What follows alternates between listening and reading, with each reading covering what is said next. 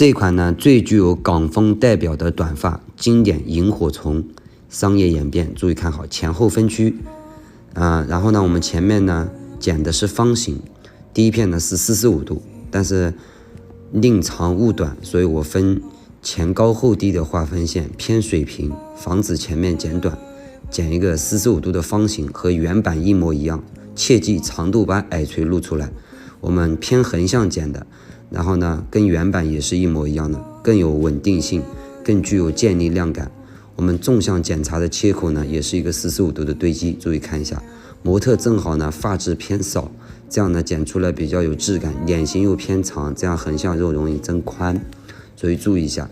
然后一直剪到转角线这一片呢还是定在这个45度去剪，这样剪完呢会有重量线，那我们目的呢是降低，使其我们顶部的长度又可以保留。这样呢有一个问题，这是动感区的头发，剪完之后会产生重量线，等一会儿呢注意一下，我们所谓划分线平行，从侧区看呢会得到一个后短前长的外线。那等一会儿呢我们会用圆形进行磨掉。另外一侧大家注意看好啊，看我的划分线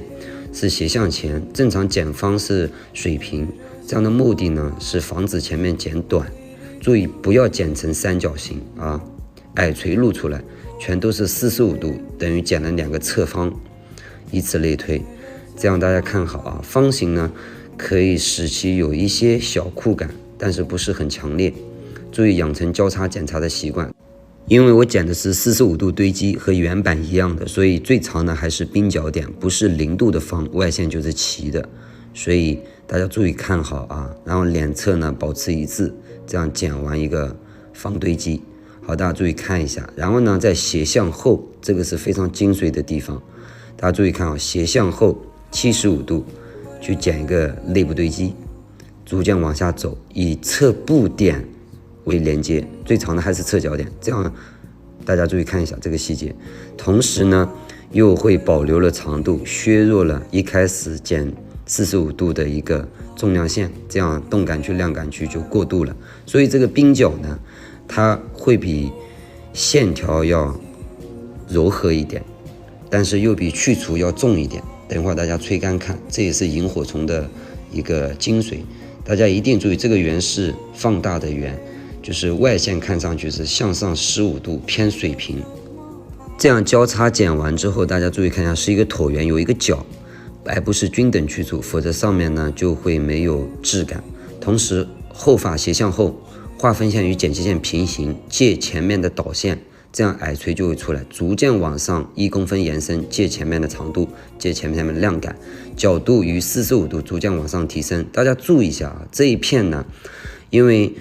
斜向后比较重长，所以这一刀下去有堆积的效果。因为划分线与剪切线平行，所以静态区呢是去除，注意看啊，自然垂落呢在这个位置会放长，所以在枕骨区以下是去除，枕骨区以上呢是堆积。那45度刚才呢提升60度，然后到前面的75度一样的，另外一侧也是一样，注意看好啊。那剪切线与分切线平行。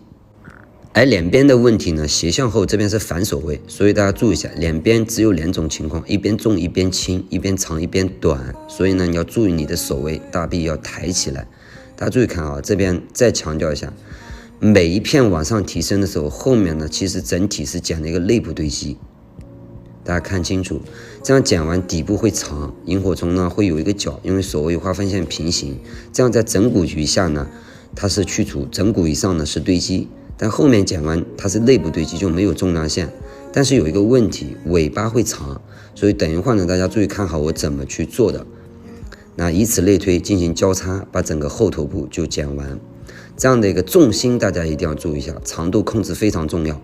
因为这个饱满度必须要在枕骨以下，如果在枕骨以上就会比较帅气，就会没有优雅港风的感觉。所以萤火虫是最具有代表性的一个短发演变的一个风格，所以大家注意看好。大家注意一下啊，萤火虫的版本呢前后分区，前发呢是剪的方，然后呢得到一个水平的外线，然后用斜向后内部堆积磨掉方的角，而后发剪的是圆，这个尾巴呢我用方磨掉的，这就是精髓的地方，保留颈侧点两边的长度，中间选择点切， 75度，比划分线第一指位逐渐以1公分往上提升。注意看好啊，来，在这个地方马上往上延伸的时候，延伸到枕骨点的时候就低于划分线了，这样重心就不会往上走，使其帅气。这片是枕骨点，所以呢我们要降低了，等于底下是轻堆积，脚拿走，所以同时得到后面尾巴去掉的效果，又把重心堆在枕骨以下。